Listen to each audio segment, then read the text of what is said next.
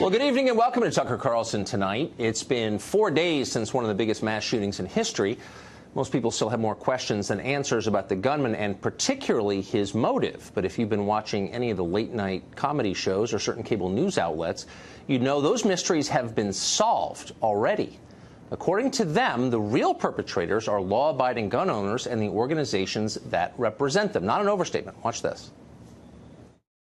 Do you feel like they're complicit, the GOP, the NRA, in the gun epidemic we're seeing in America? Of course they are. Of course they are. Break from the NRA, which is making things worse, and work with us to get something done. Let's face it, the reason we don't have gun safety measures in the United States today is because of the NRA.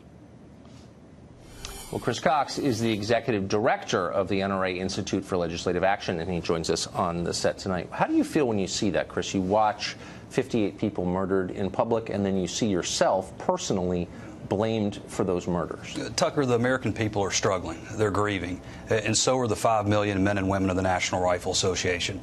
The truth is that there are NRA members at that concert. There were NRA members shot at that concert and NRA members murdered at that concert. So the American people are looking for answers, and so are we. So the NRA that was blamed for the shootings, was the shooter himself an NRA member? Have you checked? Of course not. And that's the one thing that's consistent, is they blame the one organization whose members don't commit the crimes. Huh. So you know that for certain? Yes. Okay.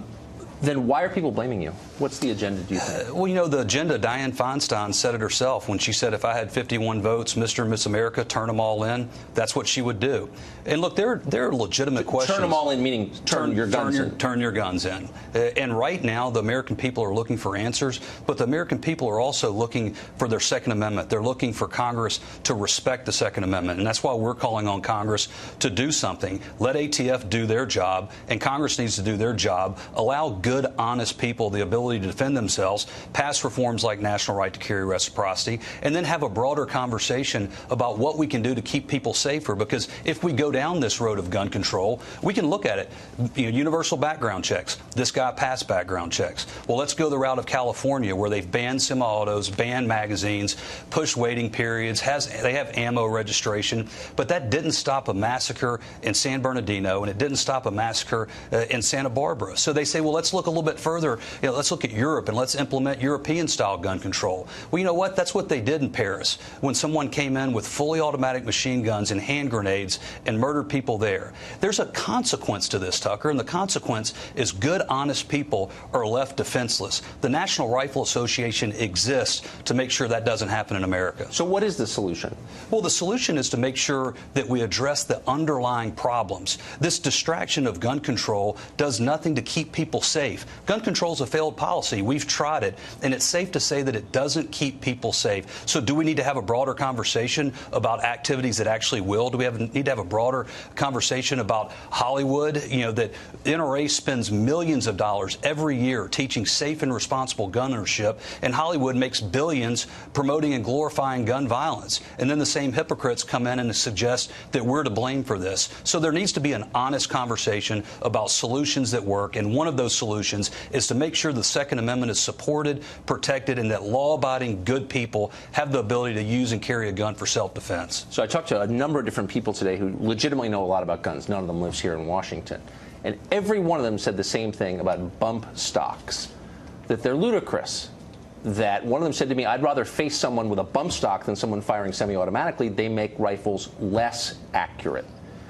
Why then the focus on then? Why then has NRA apparently said it'd be willing to back banning them? Is that relevant to what we saw? Well, here's what the National Rifle Association said, and we need to look at the facts here. The Barack Obama's administration approved the sale of bump stocks and these other devices. What we've said is ATF needs to do their job. ATF needs to look, and if there is technology that's come to the market that allow for a semi-automatic rifle to function as a fully automatic rifle, they need to be regulated differently. We didn't talk about banning anything. We talked about ATF going back and reviewing whether or not these are in compliance with federal law, and if not, let's look at working together and figuring out a way to address this moving forward. At the same time, Congress needs to do their job and make sure that they're going with meaningful solutions to these underlying problems, including respecting the Second Amendment, and we're going to be there making sure we protect the Second Amendment. So you all keep very close track of how guns are used in the country and compile statistics on them. Are you aware of other crimes where so-called bump stocks have been used? Well, no, we're not, and truthfully, there's not a whole lot of people out there who own these things, but again, it gets away from the broader conversation. This conversation about gun control is intentional. Dianne Feinstein's desperate to move the conversation towards gun control and away from Congress's failure and the last administration's failure to keep people safe. Now is the time that the American people want answers. We want to be part of that. We want to be part of a constructive conversation, but part of that conversation has to be not only respecting the rights of law-abiding people, acknowledging that law-abiding people aren't the ones out there causing problems, and making sure that law-abiding people have the right to defend themselves. That's what the Second Amendment's all about, and that's what we're here for. So here's a sincere, totally sincere and non-political question. We're about the same age. Shootings like this did not occur when we were kids. Same country. What has changed? What is this about? Why are we seeing these? Tucker, that's a conversation that's happening at dinner tables and in living rooms all over the country. I'm sure it's happened in yours. It's certainly happened in mine.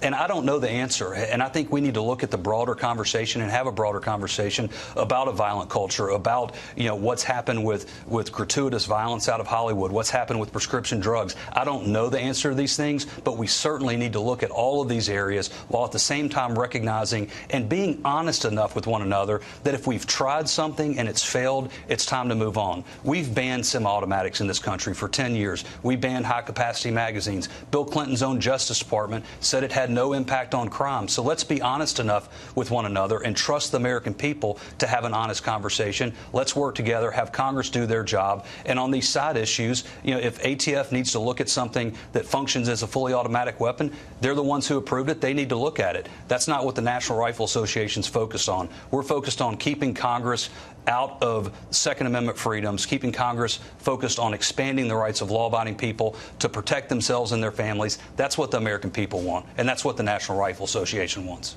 Chris Cox, thanks for joining us tonight. Thanks, Tucker. Appreciate it.